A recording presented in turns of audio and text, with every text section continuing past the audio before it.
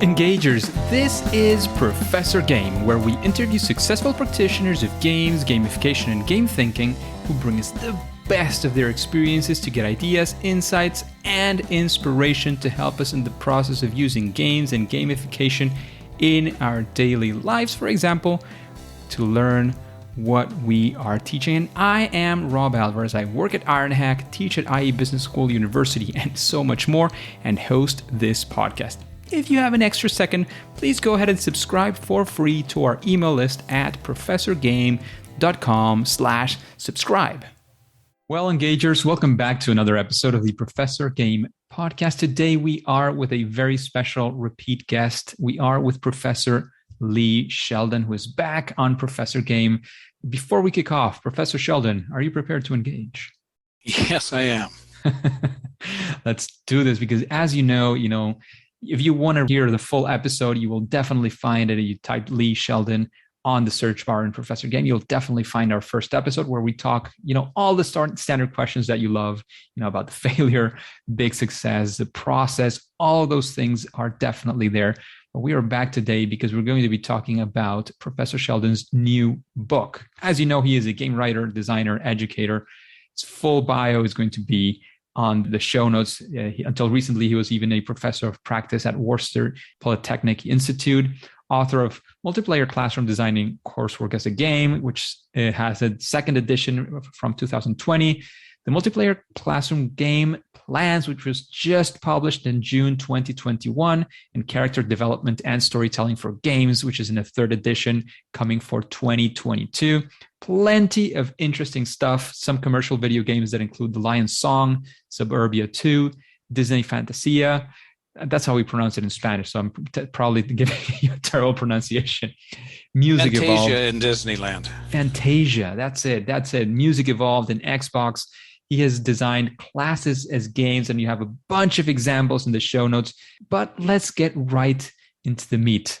Professor Sheldon, we're going to be talking about your book today. But since we spoke last time, like a year and a half ago, besides, of course, from the book, has any other things been happening? Any new games you've been designing for the classroom? Anything you want to quickly comment on before we go for the book? No, I've been busy writing these 3 books since 2019. I am no longer teaching at Worcester because I just have too much work to do in addition to educating people. And in addition to writing the 3 books, we're a little early, or else I would have something rather large to share. But I have something that we still have to sign some contracts on, so I don't want to say anything yet. But it's going to be lots of fun, and I hope everything goes through with it. And that's all I can say. It's a video game, as you might have guessed, and it's not an educational video game. It's a commercial. Nice. Sounds very, very exciting, and I hope we get to hear some news from that soon as well. So, getting into the book, as you were saying, you've spent all this time, going for the books. The first edition of Game Plans, the second edition of Designing Coursework as a Game, and the third edition of Character Development and Storytelling for Games. You've been investing a lot of time in that. So the first question, the natural question here is, why did you shift your focus so strongly into your writing, into improving your books and writing a new one? What was behind that? Well, the first 2, well, actually, no. The first one and the third one, we're getting old. The first edition of Multiplayer Classroom Designing Coursework as a Game came out in 2011, and I finished writing it in 2010, something like that. And quite a lot has happened in the last decade.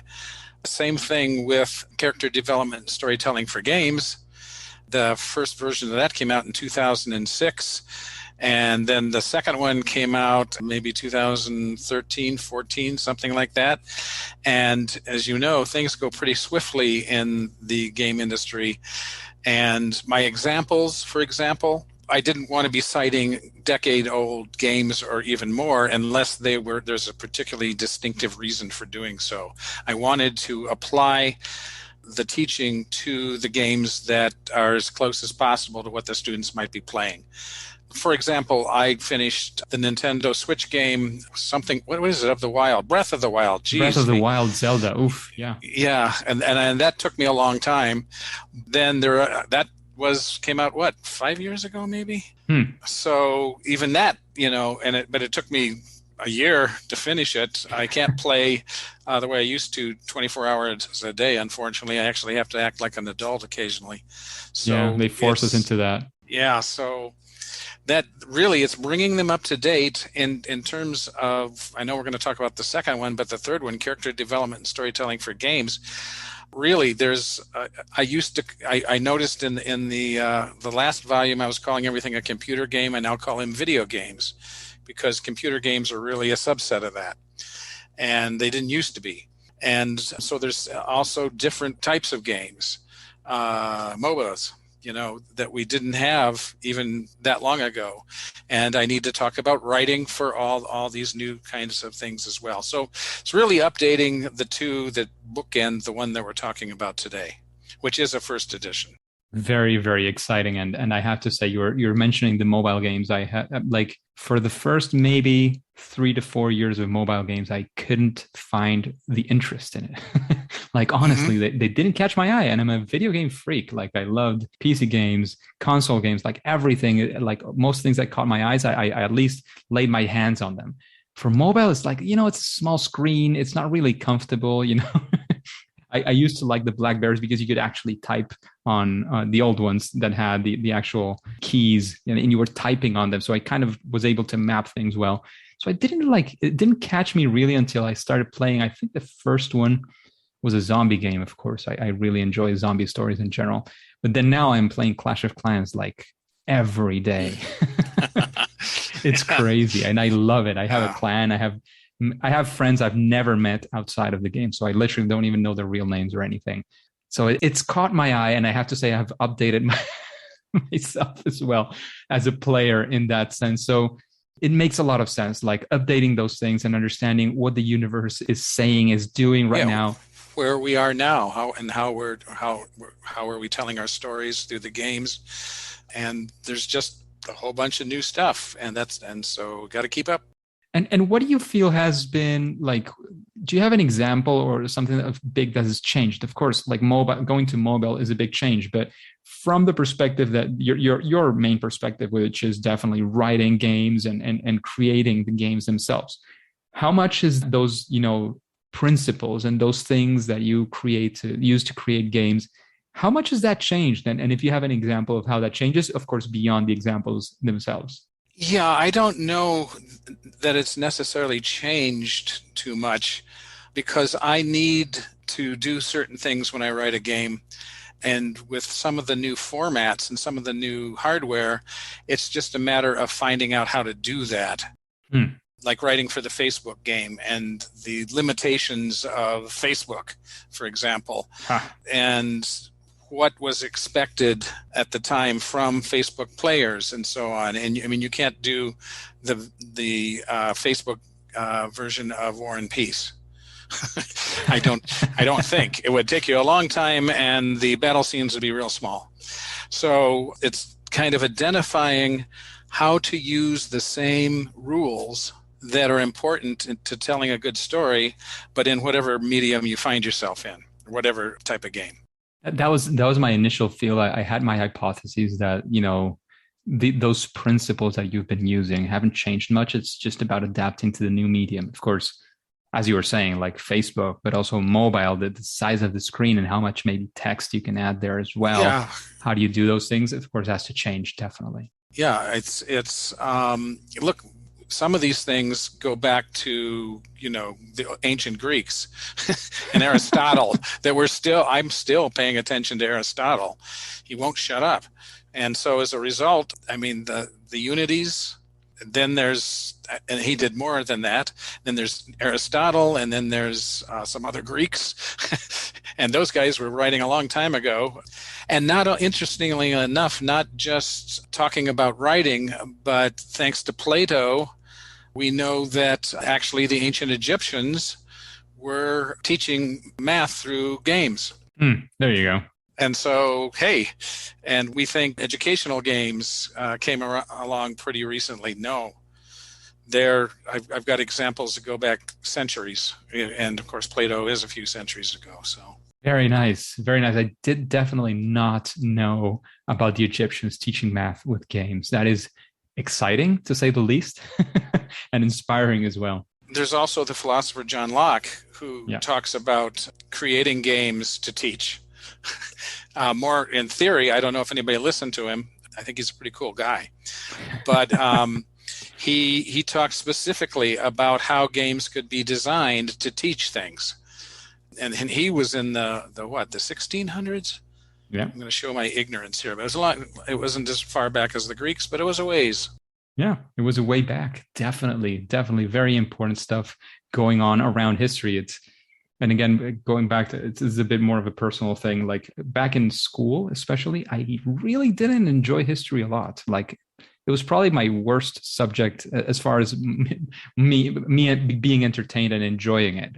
And like literally after I graduated school, that I never had to see history again. I started enjoying history. Like, I saw, I started reading books that were a lot more interesting than the ones that are the formal ones that are supposed to teach you this and that. Of course, I didn't have to memorize any dates. So I'll probably be having the same problems as you remembering when somebody is from. It's also that, of course, whenever we're told we have to learn something, we go, oh, screw that. But then when we decide to choose to do it, somehow it works better, right? Yeah, I even like geography and all those things. Like really, I never enjoyed like social studies in general. Never. All throughout my school, I entered 18 years old and I didn't enjoy that. I got to the university and started going to Model UNs, for example, and I knew the capital and the president of every country in the world eventually. And of course, you get into that and you start reading history as well. So the first thing I went into was the Middle East, especially like relatively recent history and understanding what happened there with the creation of the state of Israel and all those wars that happened. It was so interesting. You know what I mean? It was such a game changer for me. One, of course, not to have to learn any of that, but then seeing it from another perspective, like from the story and not well, history has many cool things. When you see it in school, history means, oh, which river goes through which state and how does it, how many states does it cross? And like, it's kind of more math than history. And I like math, don't get me wrong, but I don't know. It was just memorizing and memorizing and memorizing over and over again, and not knowing that story of what happened there. What are the important facts? Like, what were the lives of people like back in that day? What changed with, whether it was a war or a revolution or a new invention? Like that's what I find so exciting. And that's something that I do think we've lost quite a bit in our educational system, probably no matter where you are in the world. Yeah, I think that's true. And actually, I'll throw in something here about the fourth book I wrote during the pandemic. Thank you, COVID. Nice. And that is, it's a mystery set in the 1700s, late 1700s in Bavaria. And so I did lots of research on it that I would never have done in school, right? I looked for everything I could find about that period and the section of Bavaria, the towns that I was writing about, and trying to make it as realistic as possible. And that I actually have just completed, and I have to actually see if I can get that published now. Next task coming up. Yeah, mustn't forget that. It's important. Absolutely, we'll definitely have some space to talk about that as well, eventually when that's coming up. But Lee, let's focus on game plans for a second. So We've been talking about all these very, very interesting subjects regarding around all your books and your writing, and how like COVID was definitely part of that inspiration. Updating the books, but then as well, you have a completely new book. I've been going through it. I haven't finished it yet. That's a live confession here. It's a long book. Yeah, but it has, like, I do feel at this point, I do have the chance of, you read the first part, understand how it's structured, and then you can go back and forth and jump around in the book. And that's mostly fine, at least as far as I've been going right now. In the examples, of course, you don't go to the middle of an example. Maybe it doesn't make as much sense, but you can jump through the examples, and it should be, as far as I've done, at least up to this date, it does make a lot of sense. So what is this book about? I gave a very brief outlook at the examples part, but what is the book about? If you were pitching me the book or just talking about it with general audience, what would you say this book is actually about? I'll start with what it isn't. It's not the multiplayer classroom, which was about me teaching stuff. The idea behind game plans is that I was not the subject matter expert, that I had to work with someone who was. And how do you do that? To make sure, because, the writer, game designer is going to think he knows how to do, to teach something, and the teacher is going to think they know how to design the game. And what you have to do is make sure that people know their roles and understand what the roles are and work together, and it can work quite well. That was the first thing. So it's about collaboration and how you can collaborate. The next thing is I had budgets for these games that I did not have when I'm doing my own classes. And so how was the money spent? And then the structure of the book is 4 stories, really, kind of like pseudo-design documents. I made them simpler than what a real design document looks like. But to sort of say, okay, this was the collaboration. This is what we started out to do. This is how we prepared to do it. This is how it went. And then did we succeed? And all of those stages I thought were kind of interesting and could be put into the book. And also the fact that I got to talk about stuff that wasn't just game writing and game design and level design. These are the courses I taught, right? But that was teaching kind of a range of things. Each one had either a grant behind it for money, or there was money from the institution where it happened. So what they are like roadmaps and histories of what happened, what was going to happen, what was planned to happen, what went right, what went wrong, and in some detail, because I thought if I left out the detail, people wouldn't quite understand what it all meant or what all was involved.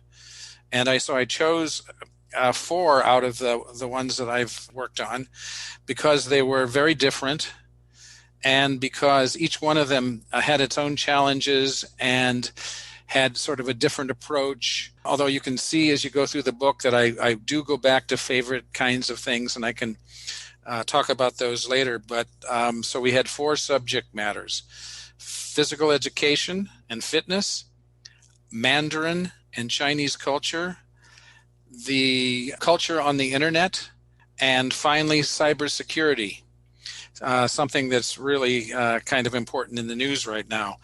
The internet game was entirely online, which also made it interesting for this period of time to be writing it, and what I could do online to keep the students involved and so on. So each one is sort of the story of these games.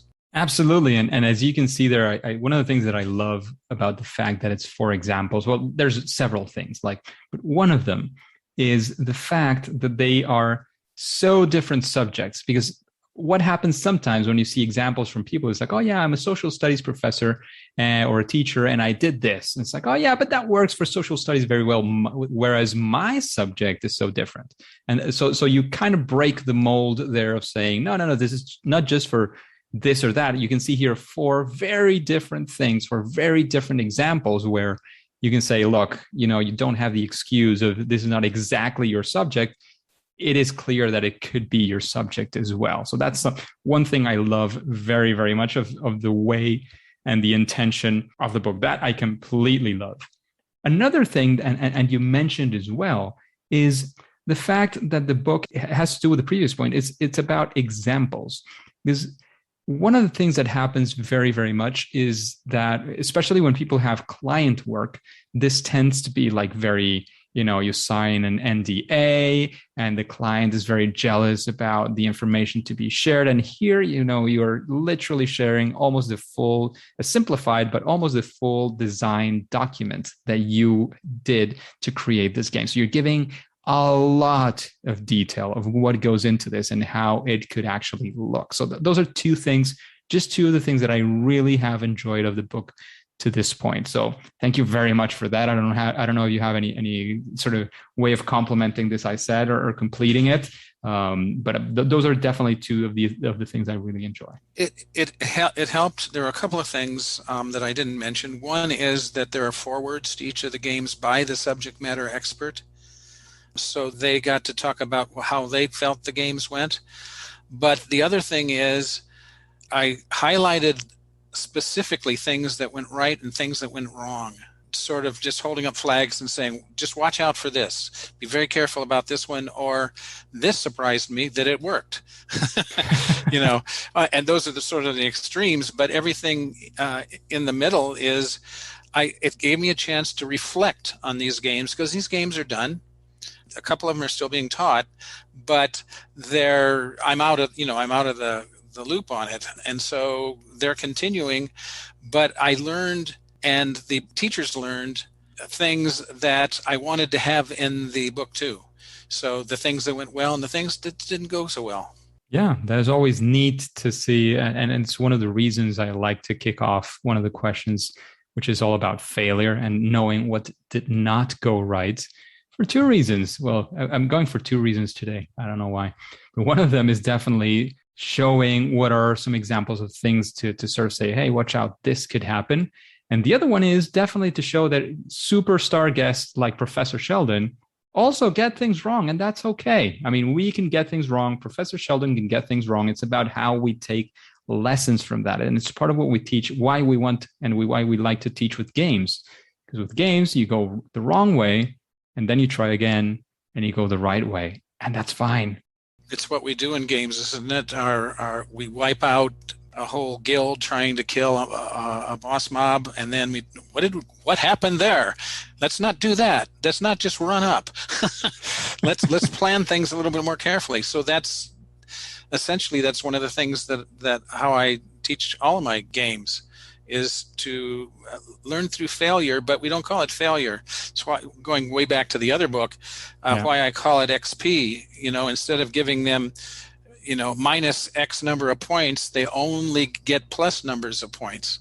So that it's a reward instead of a penalty. That's such a simple thing, and so few people will do it. I don't know why. Well, we also, sometimes you do have like some open space to do a bit as you want with your grades, but not everywhere. I can talk from experience.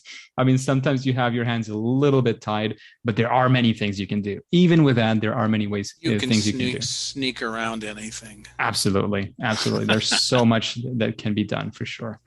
Just a quick break before we continue. Are you enjoying this podcast? If you're listening through a podcasting app, please subscribe and rate us on the app. This will be of great help to reach more engagers so we can change the world together through gamification.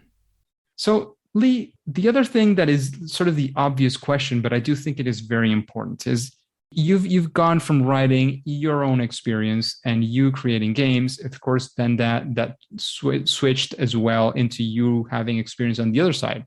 Is that the reason why you wrote it? Because it's not just about what you do, but actually sitting, as you very well know, sitting down and writing a book is a big task. It's a big ask as well. I'm not sure how financials are going for you on that side, but generally books are not necessarily like a big profit center for most authors, at least. This book is to help people, and because I thought that people would find it interesting to see how these things are put together. These are all alternate reality games in one form or another, and they all had their benefits and their issues and things like that. And I wanted to sort of look and see how they really went, because the physical education game was a number of years ago now, and just, I can learn from it again. Oh man, we tried that. That's a stupid thing to do. Why did we do that? And also to share some of the really amazing things that came out of the collaborations and out of the students playing them. I can't remember the exact number, but at the end of the physical fitness game, one student had covered 240 some miles in 7 weeks. So it's spread out, that's just what a number, playing the game on foot, because that was the intention of the game, was to get them fitter without making them, run on a treadmill or something. And here were people that were doing it because it was part of a story, because there were sprints and things they had to do, competition, and they had to figure out what the mystery was. I'm a mystery writer, so each game has some mystery in it. And that keeps them going because they want to find out what's going to happen next. And then on top of that, they get rewards for their, divided into small teams in that particular game. And the teams, if a team does well, they get their pictures on our fake website from one of our characters saying, these people helped me and they did this. And, I'm all about intrinsic rewards, and that's a good one, besides the added addition of they got physically fitter. So Absolutely. all of those things are voyages of discovery. And the first time I try something that doesn't work, I may try it again later on. There's a couple of places in here where I deliberately, I'll give you an example. In the internet game or class, it's always entirely online. But I have them facing off, the students facing off against an unknown villain. And at one point, the villain messes with the website that is used for their class. And I thought, and that worked pretty cool. So I got I tried something even more dangerous in the fourth one, in the cybersecurity game, where I had the villain in the cybersecurity game erase all their grades. Ooh. And we had an admin server set up that was ours. It wasn't the real school's. So we could do that without really touching them. But, that got their attention. Even though they knew it wasn't a game, we were hitting them where they live. And it actually worked quite well. So I had actually started out and tried one thing, and then I just escalated it a little bit to try it again. And the other thing I did in the internet game, which was entirely, I'm always experimenting. So in this particular, this came out in 2014, I think, 15, something like that. And this was for a school called Excelsior College, where the students would not meet. They could be all over the planet, and they only put up either an avatar of them or a picture of themselves. They could do either one. And so you didn't actually see the real people unless they decided to put up a picture, which is what two people did who weren't real. I created two students, and they pretended to be students in the class. Now, you would have thought this would have gotten me in a lot of trouble. But actually, I used them for two reasons. One, to be on opposite sides of debates, because you don't want to just give one point of view. And sometimes when a teacher gives 2 points of view, you can tell which side they're on and so on. But to have two people, even if they're non-existent, have wholly committed views that are diametrically opposed really worked well. And they were also a hint system so that none of the people in the class would fall behind. They could, they would know who wasn't there and everything. And so they could, in talking online, which was through text, they could help people move them along. So we didn't have to break the game for a hint. We didn't have to slow down the game because there was a discussion that wouldn't go forward. We used those two characters, and it worked really well. In the cybersecurity game, the TA for the class is also a character. He's a real student there, and he was a real TA there, but he turns out to be an FBI agent, and at one point he gets kidnapped, physically kidnapped by the I shouldn't be giving away all these things, but by the villain, and the students have to track him down. So they also got some exercise there too. So these were all different sort of experiments that I got to work with to see how they worked out. And there was a problem with that game because we had an orientation, as we do for all of them. This is a game. We say that out loud. You can't, just start it and they don't know. And we had an orientation for this on the first day. And a student missed that day. Ooh. So we come in, and all of a sudden, the students are learning how to hack into websites on the dark web, which again was on our servers. We didn't take them really out there.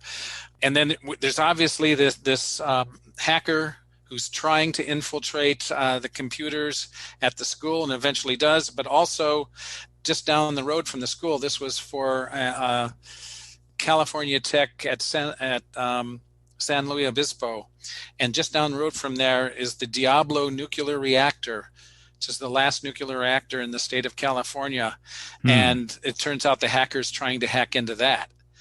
And so, you escalate the tension a little bit with that. But anyway, those are just, the kid missed all of the explanation. This was a game. So he comes about a week into it. He comes running in the professor's office. He says, "Professor, what's going on? Shouldn't we tell the administration? Aren't we what we're doing illegal?" And so he settled down once he learned that it was a game and everything. But those are some of the pitfalls that you have to take into consideration, and you have to be careful about. You have to keep them enclosed in your world with all the rules that world has, as much as you can. And it works quite well, even for the Mandarin game, which, never leaving the classroom, we took them to Beijing and the Forbidden City. So that required some imagination on their part, but playing the game in that case, they learned, I can't remember now, it's in the book, but the teacher, who also played the teacher in the classroom and was a character, said that they learned in 8 weeks, I think it was, a full 14-week semester of Chinese.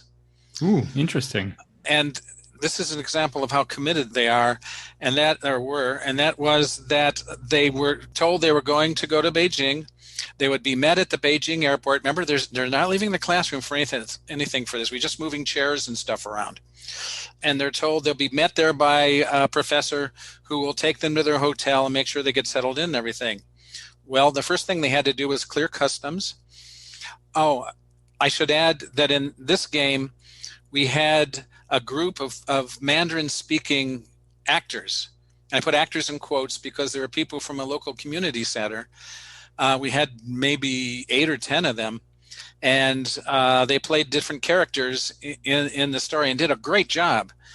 But the customs officer is sitting at a desk. They come into the room, and they have to get their passports checked. They were more like papers. They weren't really real passports. And then they had to exchange money. They had to find out where their hotel was, how they were going to get picked up, and all those sorts of things. But they'd be helped by this person. Well, they clear customs, and the person who's supposed to meet them isn't there. There's just a crumpled sign on the floor that says, "Welcome, students." And so they have to do it on their own. They have to go through all these stages so they can get to their hotel on their own. Now, each one of those things I created was like a puzzle, right? They have to figure out how to call in Chinese and all these things. And I had it planned that it would take the full 2 hours of the class. They finished all my puzzles in an hour, and then They could have left, but they didn't. They started asking the NPCs, "Do you know what happened to the guy who had this sign?" They used phrase books at that point because they were going way beyond what they were supposed to learn for the lesson, right? And they were practicing their pronunciation, and all of the actors, I think in this particular one, there were 5 or so, stayed in character, spoke only Mandarin, and if they didn't understand, the students would try again, and the students spent the next hour trying to solve the mystery of why somebody didn't show up. And then they were sad when we said, "Hey, class is over. You have to go home. Come back next time." Yeah, but it was just that they were so involved in that particular situation. And it wasn't my plan at all to have that happen. But they stuck with it for another hour on their own and used a phrase book and helped each other and questioned as much as they could each of the characters. It was great. That sounds absolutely fantastic. And it is one of those great examples that you can find in the multiplayer classroom game plans by Professor Lee Sheldon, for sure. No, I'm joking about this, but definitely I have the book at home. It is definitely a book to read. If you haven't read the previous book, maybe you want to start. Well, does that make sense to start by this book? I think it could be 2 different audiences, in which case it doesn't matter. But most of what I'm seeing are most of the people that bought Multiplayer Classroom designing coursework as a game wanted to sort of really see what it's like to have a full-fledged game, on a much higher level. And then other people just want to see what this is all about. So I think that if you're going to read both of them, it's probably good to read them in order. First, the multiplayer classroom, and then this one. This one is, I think, more fun in terms of how it's written, and I have lots of anecdotes, like I've been saying here, and so on, so that they can, I think, get a real feel for what it's like to put one of these games on, and also to play it, and also to learn from it. Certainly. So I don't know that I think there's probably the needle swings a little bit towards reading them in order that they were written. But on the other hand, I think you can go either direction. But you should read both of them. I agree. I have to agree. Definitely. Great books, great examples, great material that you have there. So definitely, engagers, if you haven't picked up those books, those are definitely books that you want to pick up. They make a lot of sense. I know most of you are involved in some way or another in learning and education. This is exactly for that. It's about games in the classroom and multiplayer games, which, it's a whole, whole new set for cooperation or competition as well, but throughout, people interacting within their own classroom. So thank you very much for that, Professor Lee Sheldon. It has been a pleasure to have those books out there. It has been an absolute pleasure to have you here. I don't know if there's any, of course, where we can find the book, where we can find out more about this, if there's any, webpage, if there's any, I don't know, Twitter or anything else. They're published by Taylor and Francis and a smaller publisher under that umbrella called CRC Press. I noticed they're also on the Routledge website, and they're on Amazon. I don't know, other than that, where to find them, but they're certainly out there in the world. Given the current circumstances, Amazon with online shipping and all these things is one of the main places you want to make sure it is, because it's what most or at least a huge chunk of people are using these days. I definitely am. Like, I'm an addict at this point of ordering online I know. Almost everything. We're giving him all that money so he can go into outer space. Yeah, for sure. Hopefully that'll be useful for us someday. Yeah. So yes, they're out there. Taylor and Francis is a major publishing house in England and all over the world. And so it's not hard to find the books. I'm sure. I'm definitely sure of that. In fact, that I live in Europe as well. So it found its way to me for sure here in Spain. So, there's all sorts of ways to find the book. Definitely find it out there. As you know, you can also find Professor Lee Sheldon as well in many places over the internet. I don't know if there's any one of them you want to highlight. I know last time we mentioned, I think it was your email and something else. If you have questions, you can contact me on LinkedIn. There's a Facebook page, although I don't go there very often. If you have specific questions, then multiplayerclassroom@gmail.com will get to me as well. Fantastic. That is fantastic. Absolutely great. People have any doubts, especially once they've bought the book, if there's anything that is not clarified, this is great feedback if that is the case, or anything that you want to dive deeper onto, or maybe even if you want to work with Professor Lee Sheldon on a grant, as he was mentioning before, and creating a game for your classroom. I don't know if that is the case, but you have all those sorts of ways through LinkedIn, through the email, and so on. So once again, thank you very much for investing this time, not only in the interview, because thank you very much, definitely for that, but also in writing a book, because those are fantastic ways for many, many, many people to be able to access all of that beautiful information that you're giving away in the book. If there's nothing else, which at least for now. Now, you finish that book. Yes, of course. It is literally the book I'm reading right now. I'm not reading anything else at this point. So every Good. reading minute I'm going to come I have, find you if you do. literally cool. Home address, you have it right now. So you know where to find me. Okay. Absolutely. So thank you very much. Thank you for the book. I have to say publicly, Professor Lee Sheldon sent me, very, very nice of him to send the book over so that I could read it for this interview. I've spent a lot of time, all of my reading time lately, in fact, reading this book. I'm finding it fascinating. I go over some things more than once, which is one of the reasons why it takes me longer than some other books, because I want to make sure I'm absorbing everything that I can from the book. But at least for now and for today in this podcast, in this week's episode, it is right now time to say that it's game over. Hey, Engagers, thank you for listening to Professor Game podcast. And as you know, this podcast makes sense, especially with you, the engagers. So why not? Let's connect on Twitter, which is where I'm most active on social media. And you can let me know who would you like to have as guests. If you have any questions, any doubts, anything that's troubling your mind, we can talk about it. We can hack it out there on Twitter. Let me know what I can help you with. You can find my Twitter account on professorgame.com/Twitter. I'm always sharing content on gamification, education, game-based learning, game thinking, especially around learning, as you know. And hey, before you click continue, remember to subscribe or follow on your favorite podcast app and listen to the next episode of Professor Game. See you there.